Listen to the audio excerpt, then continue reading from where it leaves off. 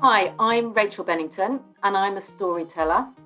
I'm also an environmental educator and I use storytelling a lot in my environmental work. I don't make up stories or read them from a book. I tell stories that have been told for hundreds, sometimes thousands of years. These stories got passed down from grandmother to granddaughter, father to son. Each community, religion, country or tribe had their own set of stories. Even though the stories are very old, they have so much to tell us about the world and about ourselves and are still really important to hear today. There's no typical day, but if I get asked to tell stories at an event, there'll usually be a theme. So it might be like, can you tell stories for Halloween, or stories about the star constellations, or stories about trees? So I might spend a couple of days researching stories. Then when I've chosen the stories I'm going to use, I have to rework them so I can tell them. Then I have to practice telling them, which can be a bit weird without an audience. When I can, I work with a musician, which is really good fun, and I'll spend an afternoon or two with her. Then it's actually telling the story at an event, which can be quite a short amount of time for all that work.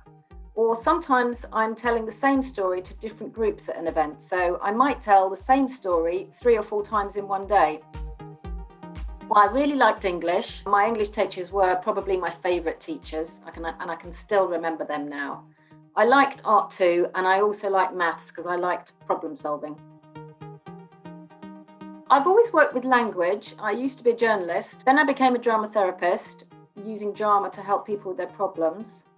And as part of the drama therapy, we worked with traditional stories and myths. And then one day, someone who knew that I used stories asked if I could tell a story to a group of people that they were working with and that they would pay me. I did that and really enjoyed doing it. And that event was linked to a local environmental group who ran small festivals. And they asked me to tell at those and with the schools that they worked with. So I started to get more known, and then I'd get asked to tell at different events, and it kind of went from there.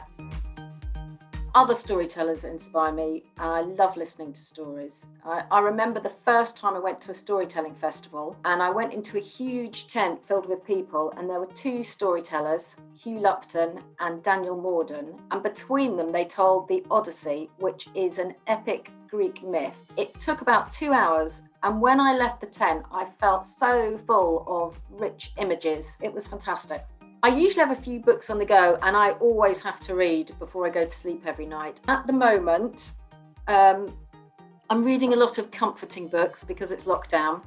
So I'm reading this book, which is part of a series called The Number One Ladies Detective Agency. They just make you feel great, and they're just really easy to read. So that's a good kind of last thing at night book.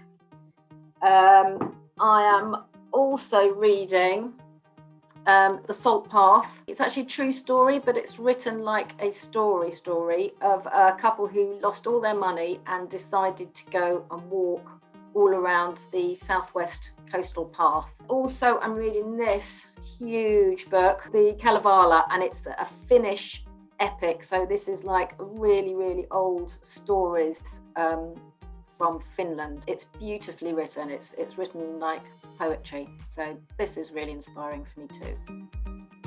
What I want us to do with our time together is that we're going to take a story apart, which is what I do when I learn one, and then we'll put it back together again with some of your own bits in it. So at the end, you'll have a story that you can tell. I'm going to send you a recording of me telling a story about the man who went to find his luck. First of all, write down what I call the bare bones of the story.